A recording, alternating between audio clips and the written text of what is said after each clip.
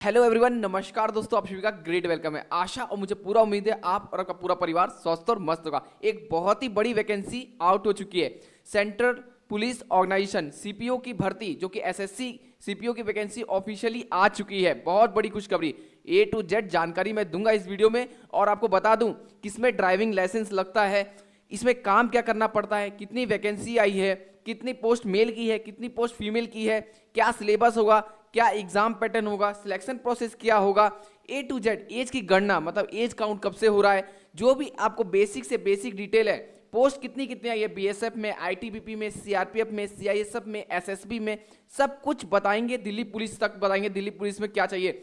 और ये भी इंपॉर्टेंट है इस वीडियो में कि आपका ड्राइविंग लाइसेंस पिछली बार डॉक्यूमेंट में बहुत लोगों को छाटा गया, तो मैं इस वीडियो में आपको driving licence plus PT PST A to Z, अगर आप ये वीडियो को कंप्लीट देख लेते हो तो आपको सफलता से कोई नहीं रोक सकता। क्योंकि आपके पास अगर सटीक जानकारी है, सही जानकारी है, तभी आप अच्छे से एक मेहनत अच्छे से अपनी रिटन एग्जाम और फिजिकल की कर पाएंगे। तो लेट्स स्टार्ट करते हैं विदाउट वेस्टिंग एनी टाइम। देखिए, सबसे पहले चैनल पे पहली बार है तो चैनल को सब्सक्राइब कर लीजिएगा, ताकि आपको लेटेस्ट इंफॉर्मेशन, हम यहाँ पे गवर्नमेंट जॉब का latest information time to time update करवाते हैं। देखिए, बता दें जितने भी बॉयज एंड गर्ल्स यंगस्टर देख रहे हैं, एसएससी सीपीयू भर्ती 2024 की आउट हो चुकी है, जिसमें टोटल नंबर ऑफ पोस्ट है 4187 पोस्ट है, जिसमें आपको बता दें मेल और फीमेल की है। तो ये है एसआई की पोस्ट। देखिए, सीपीयू मतलब सेंट्रल पुलिस ऑर्गेनाइजेशन। आप जो पैरामिलिट्री फोर्स सीएपीएफ में एसआई होंगे, दरोगा होंगे, 2 स्टार होगा आपके पास। जी हाँ, दिल्ली पुलिस में आपका मेल का है 125 वैकेंसी, फीमेल का है 61 वैकेंसी। बात करें बीएसएफ में तो 1892 आपकी वैकेंसी है। सीआईएसएफ में सबसे ज्यादा वैकेंसी है। और सीआईएसएफ में बता दें कि आपको मेट्रो स्टेशन पे, कोई भी बड़े बड़े आपको इंडस्ट्रियल एरिया में, मतलब देखा होगा आपने कि हमारे सीआईएसएफ ही ड्यूटी देते हैं। और सीआईएसएफ की ड्यूटी भी अच्छी है और अच्छी भी है, सबसे ज्यादा प्रीफरेंस लोग इसी में देते हैं। अच्छी नंबर ऑफ पोस्ट भी आई है। तो ये सुनहरा मौका आप ना गंवाएं और पूरी शिद्दत के साथ मेहनत करें, और जरूर आप जीत हासिल करेंगे। मैं इस वीडियो में आपको बताऊंगा कैसे मेहनत करना है। ठीक है, बीएसएफ 892 है, सीआईएसएफ 1597 है, आईटीबीपी का है इसमें 278 पोस्ट, और एसएसबी का है सीमा सुरक्षा बल का 62, और सीआरपीएफ का है 1172। ये टोटल नंबर ऑफ वैकेंसी की बात करें तो 4187 टोटल नंबर ऑफ वैकेंसी है, जिसमें मेल का है 3693 और फीमेल का है 308। तो ये पोस्ट पे भर्ती निकल के आई है। चलिए बात करते हैं कि एज की गणना कब से होगी और एज में कितना रिलैक्सेशन मिल रहा है मेल को, फीमेल को, सॉरी ओबीसी को, एसटी एससी को। देखिए, एज काउंट आपका होगा 1 अगस्त 2024 से। 1 अगस्त 2024 से एज की गणना हो रही है, जिसमें आपका जो एप्लीकेशन फॉर्म स्टार्ट हो चुका है 4 मार्च 2024 से 28 मार्च 2024 तक। ऑनलाइन आवेदन मतलब आपको ऑनलाइन पंजीकरण, मतलब जब अपना पूरा प्रोसेस कर लीजिएगा, फॉर्म फिलअप कर दीजिएगा। मात्र 100 रुपया है एससी एसटी आपका जर्नल ईडब्ल्यूएस के लिए। देख सकते हैं यहाँ पे ओबीसी जर्नल ईडब्ल्यूएस के मात्र 100 रुपया है। और ex serviceman, female, SC ST के लिए फ्री ऑफ कॉस्ट ये फॉर्म है, तो जरूर डाल दीजिएगा फॉर्म। आपको बता रहा था मैं कि ये आपका एज काउंट होगा। ये आपका जर्नल और ईडब्ल्यूएस के लिए 20 से 25 साल आपका है, जिसमें ओबीसी को 3 साल का एज का रिलैक्सेशन है और एससी एसटी को 5 साल का एज का रिलैक्सेशन है। तो ओबीसी 20 से 28 साल तक है, फॉर्म फिलअप कर सकते हैं, और एससी एसटी 20 से 30 साल तक, मतलब 20 to 30 ईयर तक है, तो फॉर्म फिलअप कर सकते हैं। तो ये आपका एज का हो गया।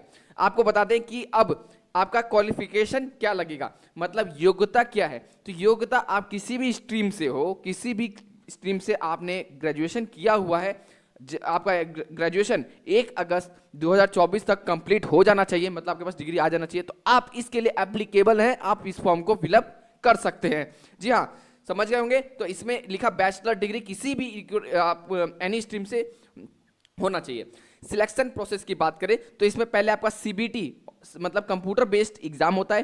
पहले पेपर 1 होता है, फिर आपका पीईटी पीएसटी होता है, फिर पेपर 2 होता है, देन आपका मेडिकल या फिर डॉक्यूमेंट वेरिफिकेशन, री मेडिकल होता है। यही आपका है प्रोसेस इसमें। तो चलिए हम पेपर 1 और पेपर 2 में कौन कौन से सब्जेक्ट आते हैं, कितने अंक के आते हैं, कितना घंटा मिलता है, कैसे मेरिट बनता है, मैं बताता हूँ आपको। चलिए देखिए, और हाँ, वीडियो को अगर देख रहे हैं तो चैनल को सब्सक्राइब भी कर दीजिए, ताकि आपको latest information time to time आपको मिलते रहे। आपको बता दें सिलेबस पेपर 1 का पहले बताते हैं। पेपर 1 में ध्यान देंगे, जनरल इंटेलिजेंस एंड रीजनिंग का 50 क्वेश्चन रहेगा। आपका जीके मतलब जनरल नॉलेज और जनरल अवेयरनेस आपका 50 क्वेश्चन रहेगा। कॉन्ट्स का मतलब मैथ्स का 50 क्वेश्चन रहेगा और इंग्लिश का 50 क्वेश्चन रहेगा। टोटल कितने क्वेश्चन हुए? 200 क्वेश्चन, टोटल मार्क्स 200। आपको 2 घंटा मिलेगा। तो आपने देखा यही है आपका पहला। इसमें 1/4 का मतलब 0.25 का नेगेटिव मार्किंग भी है, नेगेटिव भी है, तो ध्यान रखिएगा। तो 200 मार्क्स ये हुआ आपका पीईटी पीएसटी होगा। उसके बाद 200 मार्क्स का आपका होगा कॉम्प्रिहेंसिव मतलब इंग्लिश का, जो 200 क्वेश्चन का एग्जाम होगा जिसमें 200 मार्क्स का होगा और 2 घंटा मिलेगा। तो टोटल कितना हुआ मार्क्स? 400। इसी पे आपका मेरिट बनेगा। देखिए सीपीयू एक बहुत ही अच्छी वैकेंसी है। युवा यंगस्टर नौजवान जो भी है आप इसके लिए जरूर तैयारी करें।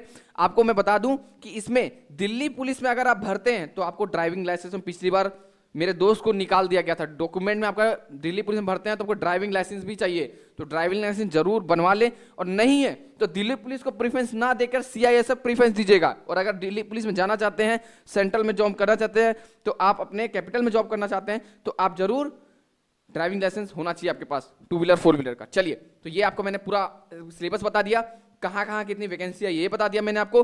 बहुत ही अच्छी गुड न्यूज़ निकल के आई है।